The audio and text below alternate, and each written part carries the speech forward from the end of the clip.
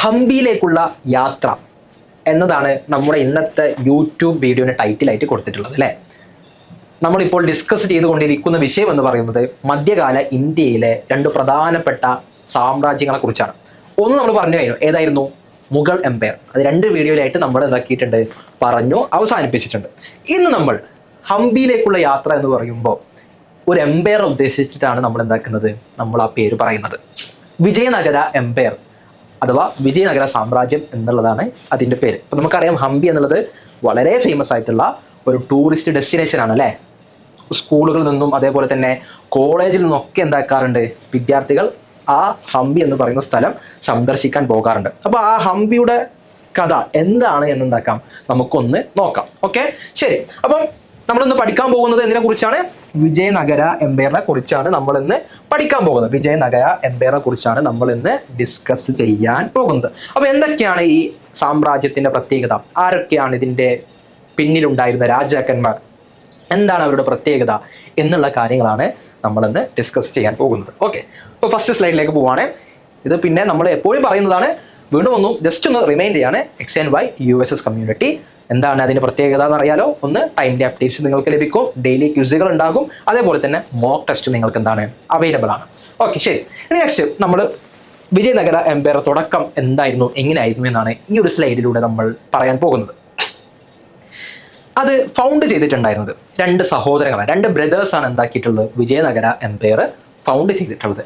പേരെന്താണ്? ഒന്ന് ഹരിഹരൻ, അതേപോലെ തന്നെ ഒന്ന് ബുക്കൻ.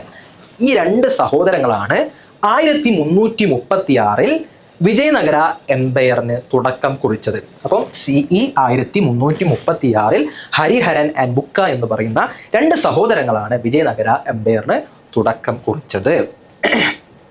അതേപോലെ തന്നെ വിജയനഗര സാമ്രാജ്യം ഇന്നത്തെ ഇന്ത്യൻ സ്റ്റേറ്റുകൾ നോക്കുകയാണെങ്കിൽ എവിടെയായിരുന്നു സ്ഥിതി ചെയ്തത് എന്നത് നമുക്കൊന്ന് പരിശോധിക്കാം. എവിടെയായിരുന്നു? കർണാടക അല്ലെ. കർണാടകയും അതേപോലെ തന്നെ ആന്ധ്രാപ്രദേശ്. നിലവിലെ ഇന്ത്യയിലെ രണ്ട് പ്രധാനപ്പെട്ട സ്റ്റേറ്റുകളായ കർണാടകയിലും ആന്ധ്രാപ്രദേശിലുമായിരുന്നു ഈ വിജയനഗര എംപയർ എന്താക്കിയിരുന്നത്, വ്യാപിച്ചിരുന്നത് വേണം മനസ്സിലാക്കാൻ. ഓക്കെ, ഇനി നെക്സ്റ്റ്. അപ്പം ഈ സ്ലൈഡ് ക്ലിയർ അല്ലേ? ആരൊക്കെയാണ് ഇതിനെ തുടക്കം കുറിച്ചത് നമ്മൾ പറഞ്ഞു. ഇന്നത്തെ ഇന്ത്യൻ മാപ്പ് നോക്കുകയാണെങ്കിൽ ഇന്നത്തെ ഇന്ത്യൻ സ്റ്റേറ്റ് ഘടനയിൽ എവിടെയാണ് ഈ എംപയറിന്റെ സ്ഥാനം എന്നാണ് നമ്മൾ രണ്ടാമതായി പറഞ്ഞത്. ഇനി നമുക്ക് പറയാനുള്ളത് തലസ്ഥാനം, ക്യാപിറ്റൽ എവിടെയാണ് എന്നുള്ളതാണ്. അപ്പം ഹംപിയും വിജയനഗര എംപയറും തമ്മിലുള്ള ബന്ധം ഇതാണ്. വിജയനഗര എംപയറിന്റെ ക്യാപിറ്റലാണ് ഏത്? ഹംപി എന്ന് പറയുന്ന സ്ഥലം. ഹംപി എന്ന് പറയുന്ന സ്ഥലം വിജയനഗര എംപയറിന്റെ തലസ്ഥാനം അഥവാ ക്യാപിറ്റലാണ്. പിന്നെ ഈ സ്ട്രക്ചർ ഇത് നമ്മൾ മെഡീവൽ ഇന്ത്യ പറയുമ്പോൾ തുടക്കത്തിൽ കാണിച്ചൊരു സ്ട്രക്ചർ ആയിരുന്നു ഇത്. ഇതിനെക്കുറിച്ച് കുറച്ചുകൂടി ഡീറ്റെയിൽ ആയിട്ട് നമുക്ക് വരുന്ന സ്ലൈഡുകളിൽ പഠിക്കാം. ഓക്കെ, ഇനി നെക്സ്റ്റ് വിജയനഗര റൂൾ അഥവാ വിജയനഗരത്തിന്റെ അല്ലെങ്കിൽ ആ എംപയറിന്റെ ഭരണം എങ്ങനെയായിരുന്നു, ആരൊക്കെയായിരുന്നു ഭരിച്ചിരുന്നത് എന്നുള്ളതാണ് നമ്മൾ ഡിസ്കസ് ചെയ്യാൻ പോകുന്നത്. അതിൽ 4 ഡൈനാസ്റ്റികൾ, 4 രാജവംശങ്ങളാണ് കാര്യമായിട്ട് വിജയനഗര എംപയർ ഭരിച്ചിട്ടുണ്ടായിരുന്നത്. അതിൽ ഒന്നാമത്തതാണ് നമ്മൾ നേരത്തെ പറഞ്ഞതുപോലെ അത് ഫൗണ്ട് ചെയ്ത ആളുകളുടെ രാജവംശം. അതേതായിരുന്നു? സംഗമ ഡൈനാസ്റ്റി.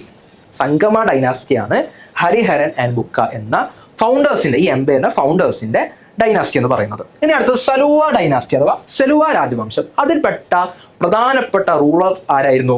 നരസിംഹ സലുവ ആയിരുന്നു. പിന്നെ മൂന്നാമതൊരു ഡൈനാസ്റ്റി ഉണ്ട്, അതിലാണ് തുളുവ ഡൈനാസ്റ്റി എന്ന് പറയാം. ആ ഡൈനാസ്റ്റിയിൽ പ്രധാനപ്പെട്ട 2 ആളുകൾ അതാണ്, ഒന്ന് വീര നരസിംഹയും അതേപോലെ തന്നെ കൃഷ്ണദേവരായയും. ഈ കൃഷ്ണദേവരായയെ കുറിച്ച് നമ്മൾ എന്താക്കും, ഡീറ്റെയിൽ ആയിട്ട് കുറച്ച് കാര്യങ്ങൾ പറയും. ഓക്കെ, ശരി. ഇനി അടുത്തത് അരബിരു ഡൈനാസ്റ്റിയാണ്. അതിൽപ്പെട്ട 2 ആളുകൾ, ഒന്ന് വെങ്കിടവണ്ണും അതേപോലെ തന്നെ തിരുമലയുമാണ്. ഓക്കെ, നെക്സ്റ്റ് നമ്മൾ ഇതിൽ പ്രധാനപ്പെട്ട വളരെ ഫേമസ് ആയിട്ടുള്ള കൃഷ്ണദേവരായനെ കുറച്ചൊന്ന് നമുക്ക് പഠിക്കാം. ഓക്കെ, അതിനു മുമ്പ് ഇത് വിജയനഗര റൂളിന്റെ ഒരു മാപ്പാണ്. അവരുടെ എംപയർ എവിടേക്കായിരുന്നു ഉണ്ടായിരുന്നത്. അപ്പോൾ നമുക്കറിയാം ഇതെന്താണ്, ഇവിടെ ഏകദേശം ഇവിടെ ആയിട്ടാണ് കേരളം വരിക, ഇതിന്റെ ഭാഗത്ത് തമിഴ്നാട്, ഇവിടെ എന്താണ്, ഇവിടെ കർണാടകയാണ് അല്ലേ. കർണാടക, അതേപോലെ ഇതിന്റെ ഇവിടെ ആയിട്ട് ആന്ധ്രാപ്രദേശും ഉണ്ടാകും. ഓക്കെ, ആന്ധ്ര, കർണാടക. ഓക്കെ, പിന്നെ ഇവിടെ ഇതിന്റെ ഈ വിജയനഗര സ്റ്റേറ്റിന്റെ വളരെ അടുത്ത് നിൽക്കുന്ന സ്റ്റേറ്റ് നിങ്ങൾക്ക് കാണാം, ബഹ്മാനി സ്റ്റേറ്റ്.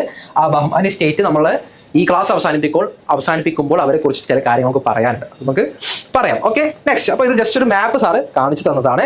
ആന്ധ്ര ആൻഡ് കർണാടക, ഇന്നത്തെ ഇന്ത്യൻ മാപ്പിൽ ആന്ധ്രയും കർണാടകയും ഉൾക്കൊള്ളുന്ന സ്ഥലത്തായിരുന്നു ആര് ഭരിച്ചിരുന്നത്? വിജയനഗര എംപയർ ഭരിച്ചിരുന്നത്. Okay, next. ഇതിൽ പ്രധാനപ്പെട്ട റൂളറിനെ കുറിച്ച് നമ്മൾ പറയുമെന്ന് പറഞ്ഞു. അതാണ് കൃഷ്ണദേവരായ. തുളുവ രാജവംശത്തിലായിരുന്നു ആരുണ്ടായിരുന്നത്? കൃഷ്ണദേവരായ ഉണ്ടായിരുന്നത്. അതിൽപ്പെട്ട ഭരണാധികാരിയാണ് ആര്? കൃഷ്ണദേവരായ.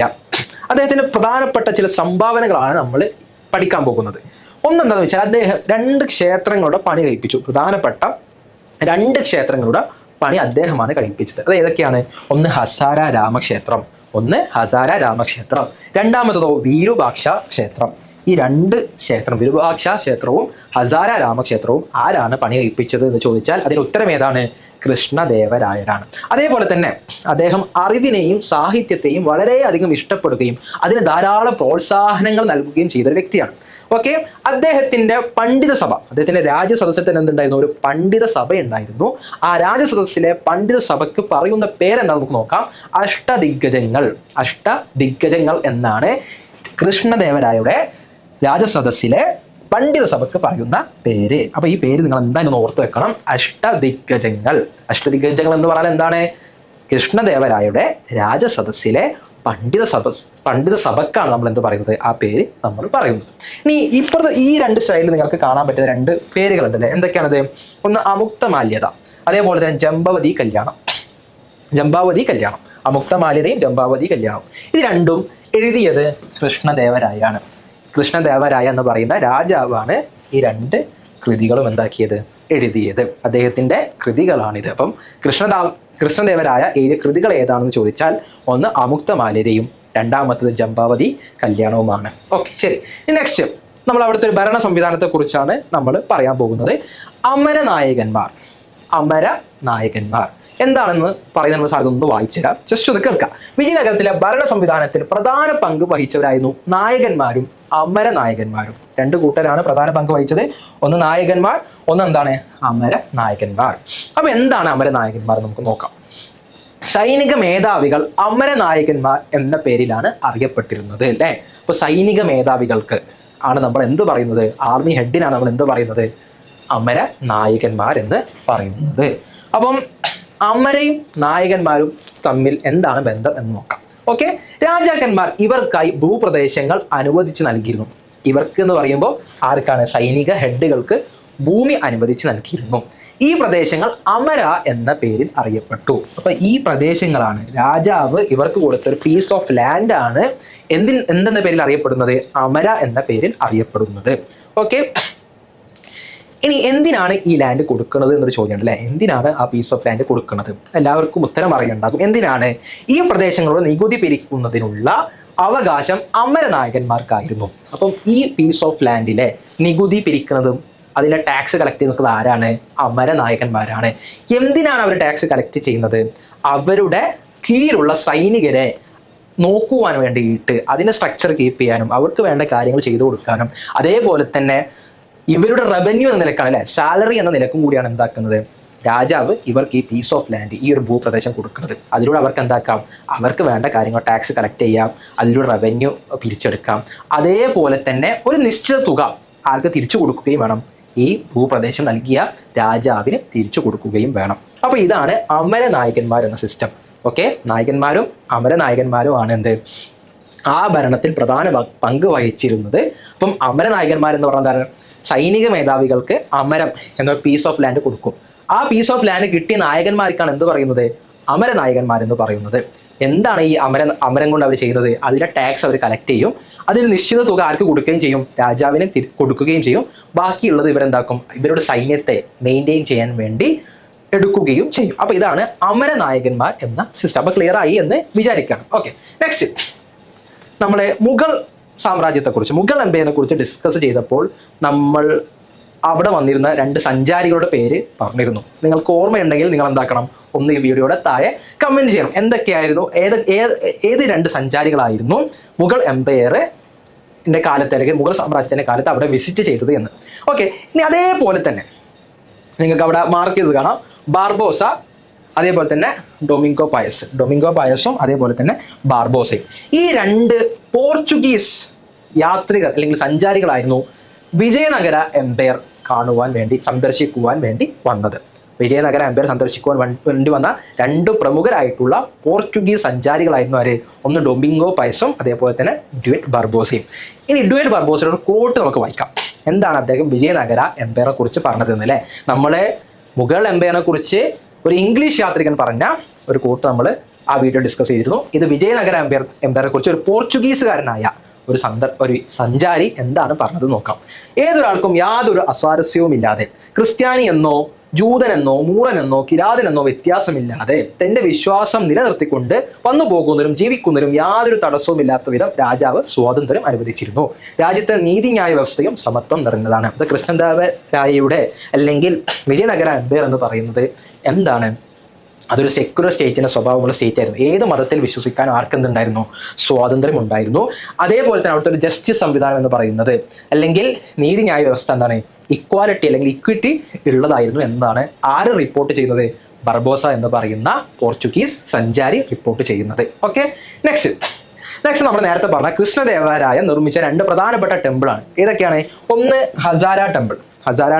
ഈ ഹസാര ടെമ്പിൾ എവിടെയാണ് സ്ഥിതി ചെയ്യുന്നത്? വിജയനഗര എംപയറിന്റെ ക്യാപിറ്റൽ ആയിട്ടുള്ള ഹംപിയിലാണ് ഹസാര രാം ടെമ്പിൾ ഉള്ളത്. മറ്റൊന്ന് വിരൂപാക്ഷ ടെമ്പിൾ എവിടെയാണ്? ഇതും ഹംപിയിലാണ്. ഇതും ആരാണ് പണി കഴിപ്പിച്ചത്? ഇതും പണി കഴിപ്പിച്ചത് കൃഷ്ണദേവരായയാണ്. ഓക്കെ, ഇനി നെക്സ്റ്റ് നമുക്ക് പോവാം. ഏതൊരു എംപയർ എന്താവും? ഒരു സമയം കഴിഞ്ഞാൽ അവസാനിക്കും അല്ലേ? ഏതൊരു എംപയറും ഒരു സമയം കഴിഞ്ഞാൽ അവസാനിക്കും. പല കാരണങ്ങൾ ഉണ്ടാകാം.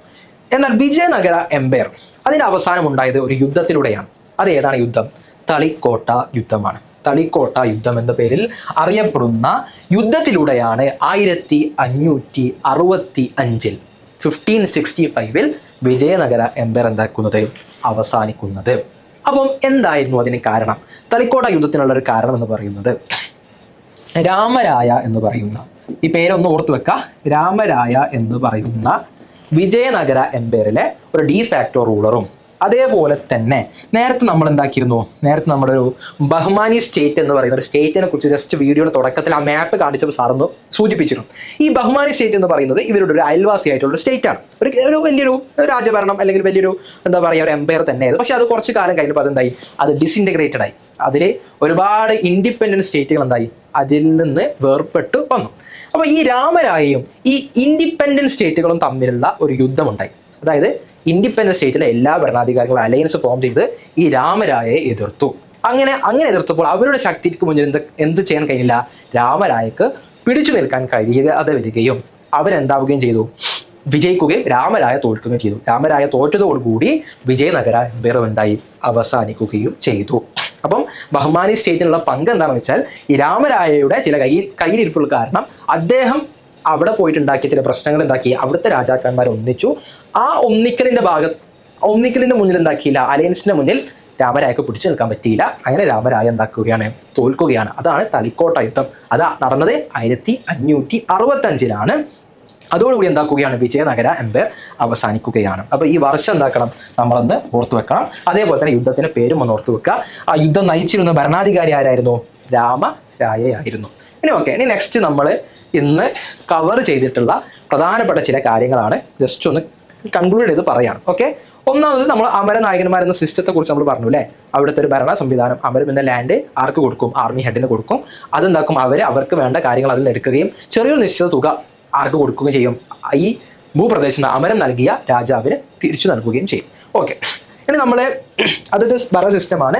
അതേപോലെ തന്നെ എങ്ങനെയാണ് ഈ ഭരണം തുടങ്ങിയത്? ആരായിരുന്നു ഇതിന്റെ founders? Vijayanagara empire was founded in 1336 by 2 brothers. അതാരാണ്? ഹരിഹരൻ ആൻഡ് ബുക്ക. ഓക്കെ, ഇനി അതിലെ മോസ്റ്റ് ഫേമസ് റൂളർ ആരായിരുന്നു? കൃഷ്ണദേവരായർ അല്ലേ? കൃഷ്ണദേവരായർ, തുളുവ ഡൈനാസ്റ്റിയിൽപ്പെട്ട കൃഷ്ണദേവരായരായിരുന്നു അതിലെ ഫേമസ് ആയിട്ടുള്ള റൂളർ. അതേപോലെ തന്നെ ക്യാപിറ്റൽ അതായിരുന്നു? ഹംപിയാണ് ക്യാപിറ്റൽ ഓഫ് വിജയനഗര എംപയർ. ഇനി അടുത്ത, Vijayanagara empire was located in present day Karnataka and Andhra Pradesh അല്ലേ? നമ്മൾ പറഞ്ഞു വിജയനഗര എംപയർ ഇന്നത്തെ ഒരു ഇന്ത്യൻ മാപ്പ് എടുക്കുകയാണെങ്കിൽ അതിലെ ഇന്ത്യയിലെ പ്രധാനപ്പെട്ട രണ്ട് സ്റ്റേറ്റുകളായിട്ടുള്ള ആന്ധ്രാപ്രദേശിൻ്റെയും കർണാടകൻ്റെയും ഒരു ലൊക്കേഷനിലാണ് എന്താക്കുന്നത്? സ്ഥിതി ചെയ്യുന്നത്. ഓക്കെ, അപ്പോൾ നേരത്തെ നമ്മൾ പറഞ്ഞ പോയിന്റാണ് തുളുവ ഡൈനാസ്റ്റി ആയിരുന്നു ഇത് കൃഷ്ണദേവരായയുടെ ഡൈനാസ്റ്റി എന്നുള്ളത്. ഓക്കെ, ഈ രണ്ട് പ്രധാനപ്പെട്ട ഒരു സ്ട്രക്ചേഴ്സിനെ കുറിച്ച്, ക്ഷേത്രങ്ങളെ കുറിച്ച് നമ്മൾ പറഞ്ഞിരുന്നു. അത് ആരാണ് നിർമ്മിച്ചത് എന്നുള്ളത് അല്ലേ? ഓക്കെ, അതേതാണ് ഒന്ന് ഹസാര രാം ടെമ്പിൾ, ഹംപിയിലുള്ള ഹസാര രാം ടെമ്പിൾ. അതേപോലെ തന്നെ വിരൂപാക്ഷ ടെമ്പിൾ. ഇത് രണ്ടും നിർമ്മിച്ചത്, പണി കഴിപ്പിച്ചത് ആരാണ്? കൃഷ്ണദേവരായാണ്. അതേപോലെ തന്നെ ഇമ്പോർട്ടൻ്റ് ആയിട്ടുള്ള ഒരു കാര്യമാണ് എന്ത്? ദ പണ്ഡിത സഭ ഓഫ് കൃഷ്ണദേവരായ സ്കോട്ട്. അവർ അറിയപ്പെട്ടിരുന്നത് എന്തിന്റെ പേരിലാണ്? അഷ്ടദിഗ്ഗജാസ് എന്നുള്ളതാണ് കൃഷ്ണദേവരായയുടെ രാജസദസ്സിലെ പണ്ഡിത സഭ അറിയപ്പെട്ടിരുന്നത്. അതേപോലെ തന്നെ 2 ട്രാവലേഴ്സ് വന്നിരുന്നു. അവർ എവിടെ നിന്നാണ് വന്നത്? പോർച്ചുഗീസ് ട്രാവലേഴ്സ് ആണ്. എന്തായിരുന്നു പേര്? ഡൊമിംഗോ വയസ്സും അതേപോലെ തന്നെ ഡ്യൂററ്റ് ബർബോസ. ഓക്കെ, ഇവർ രണ്ടാളും വിജയനഗര എംപയർ വിസിറ്റ് ചെയ്ത് നമ്മൾ പറഞ്ഞിരുന്നു. അവരുടെ കോട്ട് നമ്മൾ മെൻഷൻ ചെയ്തിരുന്നു. അത് ആരുടെ കാലത്താണ്? കൃഷ്ണദേവരായയുടെ കാലത്താണ് അവരെന്താക്കിയിട്ടുള്ളത്? വിജയനഗര എംപയർ സന്ദർശിച്ചിട്ടുള്ളത്. അതേപോലെ തന്നെ അവസാനമായിട്ട് നമ്മൾ പറഞ്ഞു എന്ത്? ബാറ്റിൽ ഓഫ് തളിക്കോട്ട അല്ലെങ്കിൽ ബാറ്റിൽ ഓഫ് തളികോട്ട, അത് 1565 എന്താക്കി? രാമരായയും ഈ ബഹ്മാനി സ്റ്റേറ്റിലെ ബഹ്മാൻ ഇൻഡിപെൻഡന്റ് സ്റ്റേറ്റുകൾ തമ്മിൽ നടന്നൊരു യുദ്ധമാണ്. ആ യുദ്ധത്തിലൂടെ ആര് ഡൗൺഫോൾ ചെയ്യുകയാണ്? വിജയനഗര എംപയർ ഡൗൺഫോൾ ചെയ്യുകയാണ്. അതോടുകൂടി വിജയനഗര എംപയർ അവസാനിക്കുകയാണ്. അപ്പോൾ ഇതാണ് നമ്മുടെ മധ്യകാല ഇന്ത്യ എന്നുള്ള ടോപ്പിക്കിൽ നമുക്ക് പറയാനുണ്ടായിരുന്ന അവസാനത്തെ ടോപ്പിക്, വിജയനഗര എംപയർ. അതോടുകൂടി നമ്മുടെ മധ്യകാല ഇന്ത്യ അവസാനിക്കുകയാണ്. സോഷ്യൽ സയൻസിൽ ഇനിയും വേറെ ചില ടോപ്പിക്കുകളുണ്ട്, അത് നമുക്ക് ഡിസ്കസ് ചെയ്യാം. ഇന്ന് നമ്മൾ എന്താക്കാണ് ഇവിടെ അവസാനിപ്പിക്കുകയാണ്. അപ്പോൾ ഇനി അടുത്തൊരു വീഡിയോയിലേക്ക് നമുക്ക് കാണാം. അപ്പോൾ എല്ലാവരും നന്നായി പ്രിപ്പയർ ചെയ്യുക, ടെക്സ്റ്റ് ബുക്ക് നന്നായി വായിക്കുക. ടെക്സ്റ്റ് ബുക്കിൽ നിന്നാണ് സാർ ഇതൊക്കെ എടുത്തിട്ടുള്ളത്. അപ്പോൾ ടെക്സ്റ്റ് ബുക്ക് നന്നായി നമ്മൾ വായിക്കുക. Okay, by.